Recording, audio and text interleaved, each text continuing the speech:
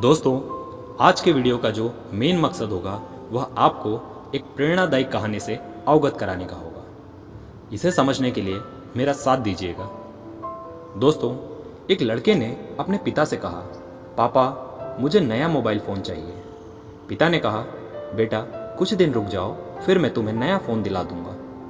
बेटे ने कहा, आपके पास मेरे लिए कभी पैसे नहीं होते हैं। मेरे सब दोस्त अच्छे से रहते हैं, किसी के पास कोई कमी नहीं है, केवल मेरे पास ही हर चीज़ की कमी होती है। पापा, बच्चे पैदा करना बेहद आसान है, लेकिन उन्हें पालना बेहद मुश्किल। जब आप मेरी ज़रूरतें ही पूरी नहीं कर सकते तो क्या मतलब है इस घर में रुकने से? मैं घर छोड़कर जा रहा हूँ। पिता और माता ने बेटे को रोकने और समझाने की काफ़ी कोशिश की, लेकिन वह नहीं रुका। गुस्से में उसने बैग पैक किया और घर से निकल पड़ा। लेकिन घर से निकलने वक्त गलती से उसने पिता की डायरी बैग में डाल ली। पिता की आदत थी, वह हमेशा डायरी लिखा करते थे और उनकी डायरी छूने की परमिशन किसी को भी नहीं थी। लड़का घर से काफ़ी दूर चला जा चुका था और थक कर बैठ गया। जब उसने वो डायरी देखी तो उसने सोचा कि आखिरकार मुझे मिल ही गया खजाना। आज पता चलेगा कि मेरे पिताजी ने कहाँ क्या क्या दौलत छुपा रखी है और उन्हें किन किन लोगों से पैसे लेना है। सारा का सारा लेखा जोखा आज मुझे मिल जाएगा। बेटे को लगा इस डायरी में पिताजी के सारे लेन देन का हिसाब होगा।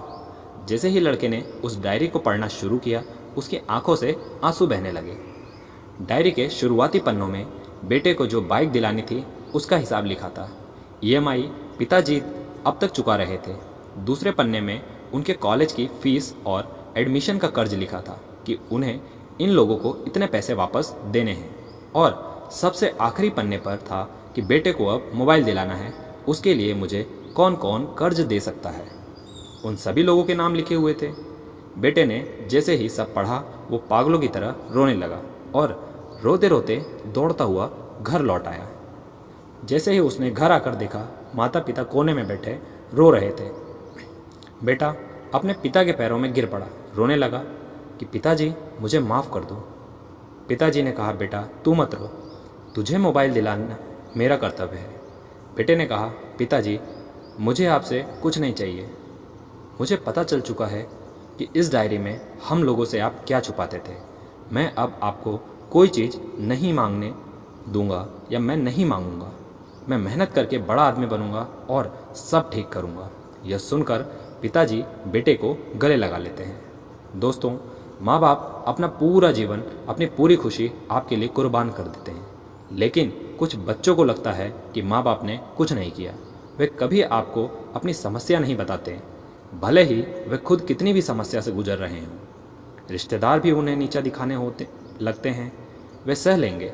लोग भी उन्हें ताना मारेंगे तो भी वे सह लेंगे, लेकिन अपनी समस्या किसी से शेयर नहीं करेंगे। वो कभी आपको टेंशन में नहीं देखना चाहते।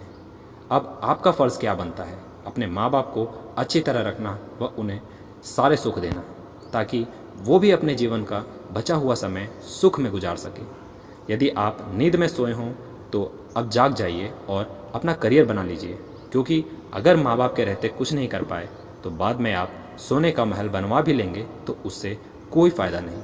दोस्तों, आपके जीवन में और भी ऐसे कुछ बेहतर कर लीजिए, ताकि आपके माता पिता को उम्र भर आपके बाद काम ना करना पड़े।